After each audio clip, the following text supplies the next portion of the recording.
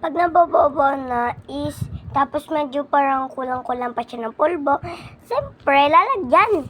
Parang di man kinag-grade 2. Ayan guys ha. Ito na ang pulbo. Pero medyo konti-konti lang ha. Huwag nyo dami-damihan. Kasi malay nyo, hindi mag-Einstein. Yes.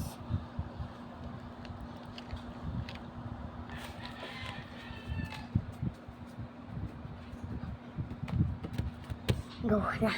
Baka may 5-5 na to. Sana wala. Kasi ang dami ng part na ito. Kung na alam ko, makikita nyo to.